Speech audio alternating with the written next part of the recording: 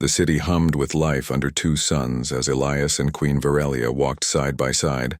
The battle had been won, but the war in hearts and minds was far from over. Elias looked around the busy streets filled with Zirathi and humans alike. Shops, with alien fruits, markets buzzing with new trade, and children playing together.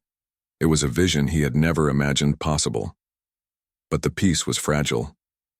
"Look there," Virelia said, pointing to a small group arguing loudly. "Old fears die slowly." Elias nodded. "I see that. Some want peace, some want war. We must find a way to bring them together." Virelia's eyes sparkled. "That is why we must build bridges, not walls." They had returned to the palace after the revolt, where Virelia called for a council that included humans and Zirathi, leaders. The goal was clear: to create lasting peace and a shared future. Elias listened as voices clashed in the grand hall. The humans spoke of rebuilding their worlds. The Zirathi feared losing their traditions. The arguments were heated, but the Queen's calm presence held the room together. Suddenly, a human delegate stood. "We cannot ignore the damage done to our planets. We want reparations, and we want guarantees that this war will never start again." A Zirathi elder responded, "We too suffer. Our homes were destroyed, our children lost. We ask only for understanding and respect." Elias watched closely. This was the real challenge, not battles, but trust. After hours of debate, the council agreed to form a new alliance, a partnership based on shared goals. It was a small step, but a powerful one. Later, Elias met with Virelia in her private chambers. The Queen's expression was serious. "There is something I must tell you," she said. "The Hive's greatest threat is not just war, it is fear of change. Many Zirathi see humans as enemies, not partners." Elias frowned. "How can we change that?" "Through stories," Virelia said. "Through truth and time. We must share our histories, our pain, our hopes." Elias nodded. "I want to help." Together they began a project to gather stories from both sides, humans and Zirathi who had survived the war, who had lost families, who had chosen mercy. One by one, the stories were told, of courage, kindness, and sacrifice. They were shared in the city squares, on the news feeds, and in schools. Slowly, the walls between the two peoples began to crumble. One evening, Elias stood on the palace balcony watching the twin moons rise. He felt a presence behind him. Virelia joined him, her eyes reflecting the light. "I heard something today," she said softly. A young Zirathi child said, "Maybe humans are not so different." Elias smiled. "That is a start. But fear remains," she added. "We must be patient." Elias reached out, taking her hand. "We have come far. We will go further." Meanwhile, in a dark corner of the city, a group of rebels still plotted. They could not accept peace. Cathal's defeat had shaken them, but their anger burned. Their leader, a fierce Zirathi warrior named Lara, spoke fiercely. "We will not bow to humans. The Hive must remain pure." Her followers nodded, ready to fight. But Elias knew this threat would not last forever. He had seen what mercy could do. Weeks passed. Elias and Virelia traveled together across the planets of the Alliance, meeting leaders, visiting destroyed towns, and helping rebuild. At every stop, Elias felt the weight of responsibility grow heavier. One day, on a distant mining colony, they found a community struggling to survive. The humans and Zirathi there had learned to live together, sharing resources and protecting each other. Elias watched children playing together, laughing in a language neither fully understood but both loved. "This is the future," he said. Virelia nodded. "Yes, but it must be protected." Back at the palace, Elias received news of a new danger. A rogue fleet of warships was gathering beyond the outer borders, pirates and mercenaries who wanted to profit from chaos. "They will not stop," a Zirathi commander warned. "We must prepare." Elias knew this fight was different. It was not about hate or fear, but survival. He looked at Virelia. "We face another battle." She took his hand firmly. But this time we fight together. The alliance prepared. Humans and Zerathi stood side by side, training, planning, and building defenses. Elias led a mixed squadron, pilots from both species flying together for the first time. As they launched into space, Elias felt hope and fear. The war had left scars, but the new alliance was strong. Above them, stars shone bright like promises waiting to be kept. The stars stretched endlessly before Commander Elias Ward as his fleet moved toward the outer borders of the alliance. The air in the command ship was thick with tension. The rogue fleet of mercenaries and pirates had attacked several settlements, threatening to destroy the fragile peace. Beside Elias stood Queen Virelia, her calm presence steadying the room. "This battle will test everything we've built," she said softly. Elias nodded. "But we are not the same people who fought before. We fight as one now." The fleet emerged from hyperspace into a vast battlefield. Enemy ships swarmed like angry hornets, fast and aggressive. The Alliance fleet formed ranks, humans and Zerathi flying side by side. Elias took his seat in the command cockpit, his hands steady on the controls. Around him, the mixed squadron prepared for battle, trusting each other despite differences. "Hold the line," Elias commanded. "Remember, we fight for peace." The battle began with a furious clash of lasers and missiles. Ships twisted and turned in the dark void, explosions lighting the cold space like fireworks. Elias piloted, his fighter with precision, his mind connected to the hive through the bond with Virelia. He could feel the focus and courage of his teammates, human and Zerathi alike. The enemy was ruthless, but the Alliance fought with a new strength born from unity. During a critical moment, Elias spotted a group of enemy ships heading straight for the fragile supply convoy. Without hesitation, he led a daring attack, breaking through enemy lines. His squadron followed, pushing back the attackers with fierce determination. On the command ship, Virelia used her psychic powers to shield their forces, directing energy to protect allies and disrupt enemies. Slowly, the tide turned. After hours of intense fighting, the rogue fleet began to retreat. Elias and Virelia watched as their enemies fled into the darkness. "We did it," Elias said, breathless but proud. "Yes," Virelia replied, "because we stand together." The victory was more than just military. It was a symbol. The Alliance could survive and thrive despite past wounds. Back on the homeworld, celebrations filled the streets. Humans and Zerathi cheered side by side, sharing food, music, and stories.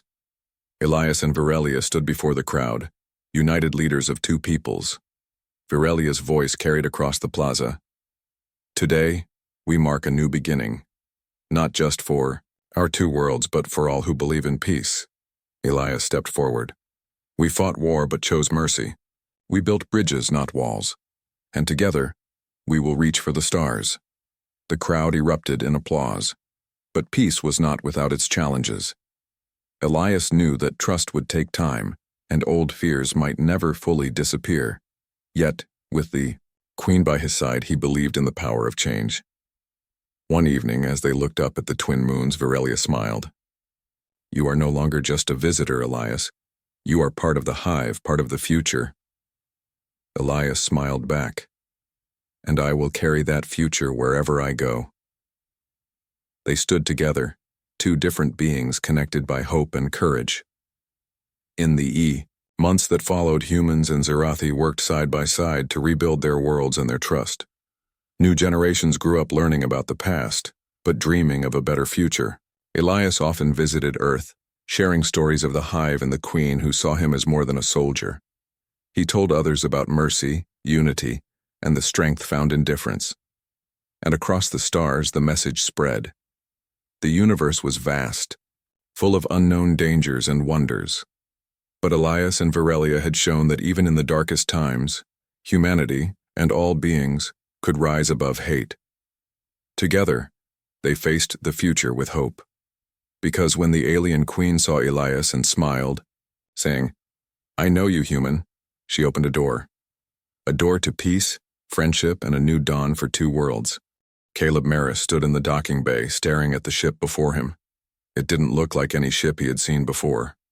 It was alive. Its surface pulsed like skin, and strange veins glowed faintly along its hull. The name printed in sharp Lissari, script read, Cradle of Ashira.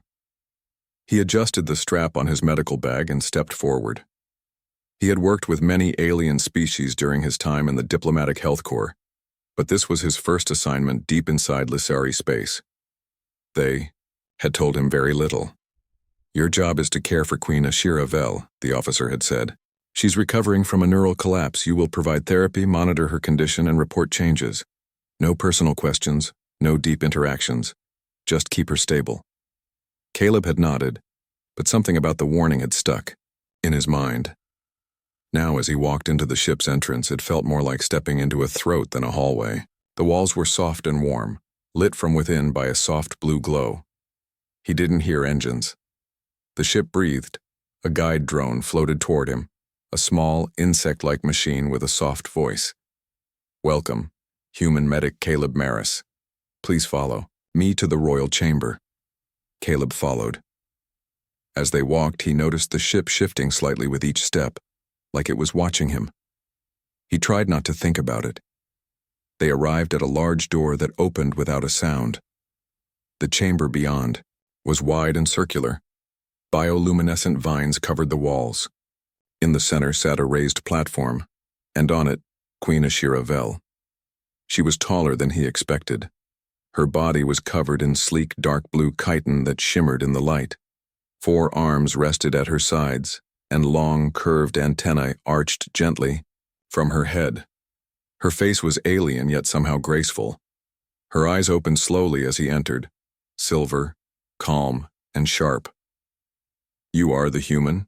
She asked, her voice soft but heavy with authority. I am, Caleb said, bowing slightly. Caleb, Maris, I'm here to help with your recovery. She studied him for a moment, then nodded. I was told you would come. Caleb walked over, keeping a respectful distance. He scanned her with his portable medical tool. Her vitals were stable, but her neural patterns were strange, like something was suppressed, held back. I'll need to begin resonance therapy tomorrow, he said, but I'll be monitoring you daily. Ashira tilted her head. Do you know what I am? You're the queen of the Lissari Dominion, Caleb replied. No, she said, her tone quiet. That is what they call me. But do you know what I am? Caleb hesitated. No. Ashira looked away. Then perhaps it is better that way. Caleb said nothing. He didn't want to break the rules of the contract. Still, there was something strange in her voice. A sadness. A loneliness he had seen in many patients, but never in a ruler. He turned to leave. I'll return in the morning. Ashira didn't respond. That night, Caleb stayed in the guest quarters of the ship. They were surprisingly comfortable, but he couldn't sleep. Around midnight, he heard a soft humming noise like a song made of whispers. Curious, he followed the sound through the organic hallways. He reached a dark section of the ship, clearly unused. It was cooler here, and the walls were dull and lifeless. Then he saw her. Queen Ashira stood before a large sealed door. Her hands were pressed against the surface, and her antennae trembled. She whispered in the Lissari tongue, her voice shaking. Wake up, she said. Please, just once respond. I know you can hear me. The door didn't move. Caleb stayed silent. He felt like he was seeing something he wasn't supposed to. Finally, she stepped back and turned away, then stopped. You followed me, she said without turning. Caleb took a step forward. I heard something. I didn't mean to intrude. She looked at him, her silver eyes dim. Then don't speak of this. Not to the crew, not to your superiors. He nodded. I understand. She walked past him slowly. They told you I was ill, that I broke. But the truth is, they broke me. Caleb opened his mouth to ask, but she raised a hand. Not yet. Human. Not yet. She vanished into the shadows. leaving Caleb alone with the sleeping walls and questions he couldn't yet ask. The next morning, Caleb began his therapy sessions. He connected the resonance device to Ashira's neural nodes. Delicate work, but he had done it many times before. As the machine hummed softly, Caleb monitored her brain waves. Something stirred beneath the surface, something powerful. Her energy was not like other patients. It was focused, intelligent, and deep. Ashira didn't speak much during the session, but when it was done, she looked at him with those silver eyes and said, "You are not like the others." Others? The ones they send. Watchers, spies, tools. She paused. "You look at me like I am still a person." Caleb didn't know what to say, so he said the truth. "Because you are." Ashira blinked slowly, then leaned back. "Then perhaps, Caleb Maris, I will let you see more than the surface." And with that, she closed her eyes, and the session ended. But Caleb knew this was only the beginning. The days passed quietly, but Caleb Maris knew something was wrong. Queen Ashira Vel was healing, yes, but not in the way his reports had predicted. Her body recovered faster than expected, her neural responses sharpened, and her energy patterns became more complex. It was as if the therapy wasn't just fixing her, it was waking her up. Each session with her was deeper, more intense. When he connected the resonance device to her neural ports, Caleb sometimes felt strange emotions. Regret, hunger, hope. It wasn't just medicine, it was connection. And the ship, the cradle of Ashira, was changing too. Lights flickered in, places where they had been dark before. Strange sounds hummed through the walls. Doors opened when Caleb walked by, even when he didn't request access. It was like the ship was watching, listening, responding. One evening, after a therapy session, Ashira sat still on her platform. She was quiet, but her antennae twitched slowly. Caleb packed up his tools, ready to leave, when she spoke softly. "They say I am the last." Caleb turned. "The last? Of what?" She looked up, her silver eyes glowing faintly. "The last of the true royals." He sat down slowly. "What does that mean?" Ashira ran one clawed hand over the floor. "Long ago, the Lissari did not rule by strength, but by harmony. The royal caste was born to connect, not only with our people, but with our living ships. We did not command. We sang with them." Caleb frowned. "But that's not how things work now." "No." Her voice turned cold. "The regents changed everything. They saw our connection as dangerous, unpredictable. They feared what we could do." Caleb remembered the sealed door Ashira had visited that night, the way she whispered to it, begged it. "They tried to erase us," she continued. "But I survived. I was hidden, kept asleep, moved from world to world until it was safe. But it never became safe. So they brought me here, to silence me." "You mean this ship is your prison?" Ashira looked around slowly. "It is more than a prison. It is me. This ship is not only alive, it was grown for me. I was born inside it. My mind is linked to its heart. But they damaged that link. They called it healing. It was not healing. It was suppression." Caleb stood up. He felt angry now. "Why would they do this? You're their queen." "I am a symbol, a name, nothing more. They needed a puppet, not a queen with power." Caleb walked to the edge of the platform. "I can help you restore the link." Ashira looked at him with surprise.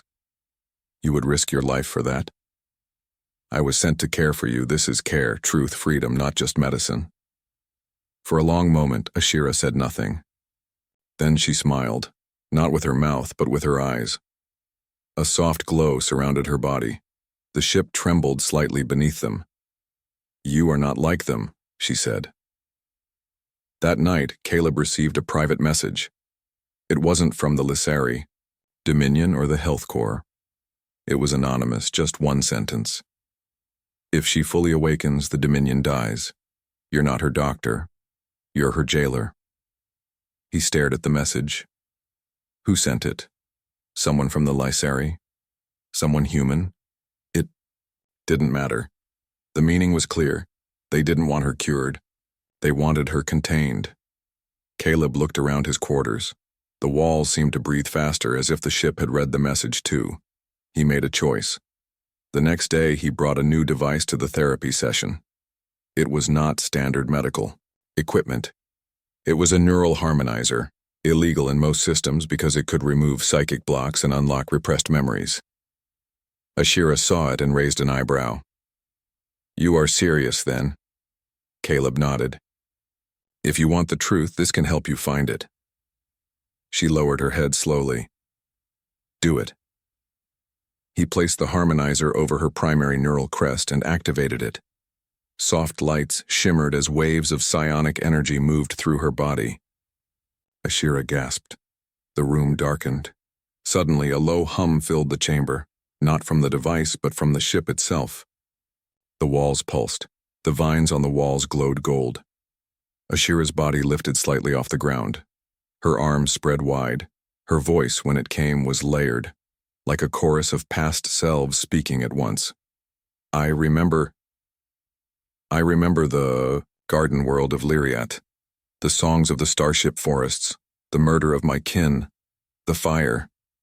Caleb stood back, shielding his eyes. Ashira's antennae lit up with blinding silver.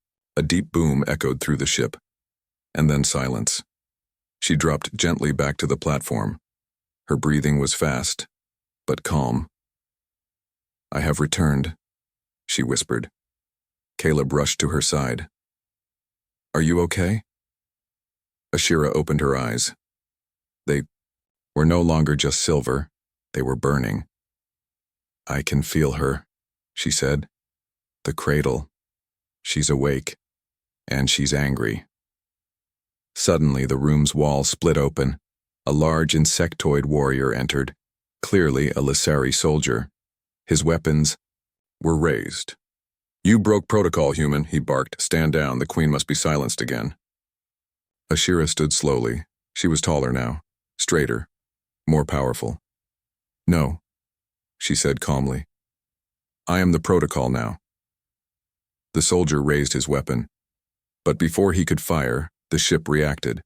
From the floor, vines shot up, wrapping the soldier in glowing coils. He screamed, but the ship didn't hurt him, it only held him. Ashira walked forward, her voice filled with command. "You fear what you cannot control, but I was not born to be controlled. I was born to lead." She turned to Caleb. "The secrets are no longer buried. The walls remember, and so do I." Caleb nodded, heart pounding. Whatever happened next, this was no longer a medical job, this was a revolution. Style, third person, simple English, engaging tone. Caleb Maris had never seen a queen like this before. Ashira Vel was no longer just a patient. She stood taller now, her voice firmer, her presence powerful. Her body glowed softly with psionic light. And when she walked, the ship responded. Walls pulsing, doors sliding open before she even moved. But something else had changed too. She spoke more during their sessions. She didn't just ask for help, she asked for understanding. Her words weren't full of orders or commands. They were filled with emotion, with hunger, with desire. Not a romantic one. Not lust, but something deeper.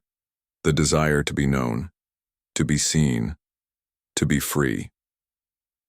One day, as Caleb finished scanning her neural patterns, Ashira suddenly placed her hand over his. "You do not fear me," she said. "No," Caleb replied. "You should. I could kill you with a thought. I could command this ship to open every airlock and throw you into the stars. You won't," he said calmly. Ashira tilted her head. "Why are you so sure?" "Because you don't want power over me. You want truth. You want connection." She pulled her hand back slowly, her antennae twitching.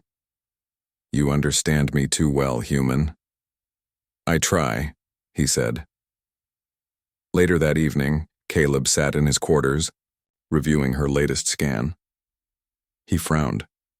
Her neural structure wasn't just repairing, it was evolving, stronger, sharper. Her brainwaves had doubled in complexity. No medicine could explain that. She's changing, he whispered to himself. No, she's returning to what she once was. Suddenly, his console flashed with a message. This time, it wasn't a warning. It was a data packet, encrypted, ancient. He opened it carefully. It contained secret Dominion records, ones that weren't supposed to exist. Reports from over 70 years ago, descriptions of something called Project Stillheart.